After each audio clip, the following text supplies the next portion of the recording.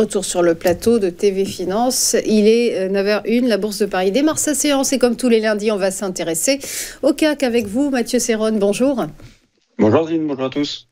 Vous êtes trader et fondateur de Galileo Trading. Le CAC 40 sort donc d'un mois de janvier florissant avec près de 8% de hausse tout de même sur cette période, soit sa meilleure perf depuis janvier 2023. Oui, et d'ailleurs, c'est son 6e meilleur démarrage depuis sa création. Donc, belle performance au mois de janvier pour le CAC 40 qui est désormais sur un coup d'arrêt, à l'image de l'ensemble de la planète financière, avec Donald Trump qui, ce week-end, a annoncé donc des tarifs douaniers, comme il avait promis durant sa campagne, donc des tarifs à l'encontre du Canada, du Mexique et de la Chine, avec des droits de douane qui s'élèvent à 25% à l'encontre de ses deux voisins, 10% concernant la Chine. En réponse, Justin Trudeau, le Premier ministre canadien, a annoncé des taxes de 25% sur 155 milliards de dollars de biens américains. Et de son côté, la Chine a indiqué porter plainte contre l'OMC. Donc on a bel et bien une guerre commerciale qui est déclarée. Du côté de l'Europe, Donald Trump a dit qu'il allait s'en occuper aussi et que nous serions touchés. Faut pas perdre de vue que les premiers impactés par ces décisions-là sont les consommateurs américains, avec par conséquent une augmentation de l'inflation.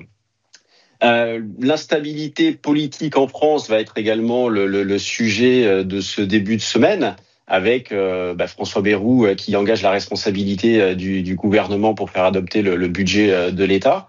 Donc, motion de censure ou non, c'est la question que l'on se pose. Donc, on a des marchés qui devraient évoluer tout de même nerveusement, avec ce matin un gap à la baisse que l'on retrouve un petit peu partout. Le CAC est actuellement en repli de 2%.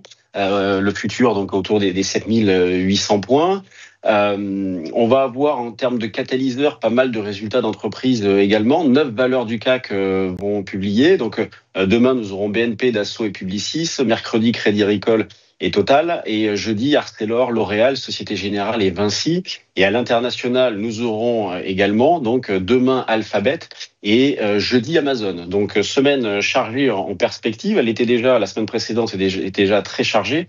Cette semaine est pas mal non plus. Donc dans ce contexte, comment aborder les marchés ? Moi, je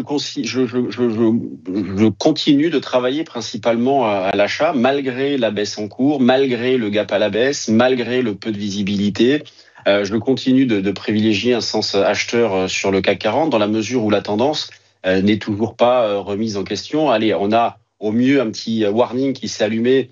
J'indiquais surveiller le support des 7840. Eh bien, ce niveau-là a été cassé ce matin.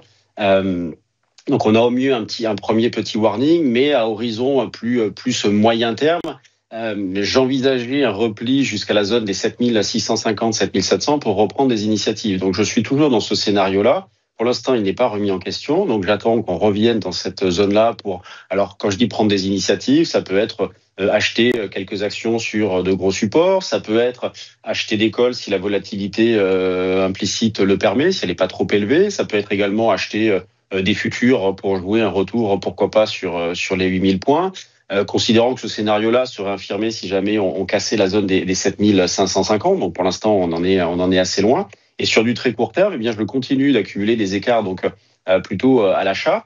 On va dire le support proche à exploiter dans cet esprit-là, c'est la zone des 7755, 65. Mais vous voyez, dans le contexte actuel, c'est un travail un petit peu d'équilibriste. Il faut être assez dynamique. C'est pour ça que ceux qui n'ont pas forcément les idées claires ou qui n'ont pas une capacité à moduler leur exposition, peuvent très bien rester sur la touche dans ce genre de situation-là. En tout cas, moi, vers 7755-65, je vais tenter un petit rebond pour jouer des écarts de 0,5-0,7% si la situation le permet. Donc, vous voyez, ce qu'il faut avoir en tête, c'est que personne n'a d'intérêt à ce que la situation parte véritablement en vrille.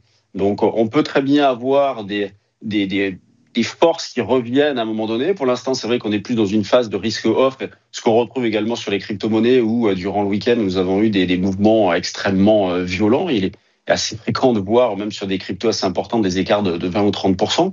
le Bitcoin ayant pour sa part perdu à 10 000 $ par rapport au point haut de la semaine dernière. Donc, on a de la nervosité un petit peu partout. Mais en ce qui concerne les indices, les mouvements des dernières semaines sont tellement importants qu'on ne peut pas pour l'instant parler de remise en question de quoi que ce soit.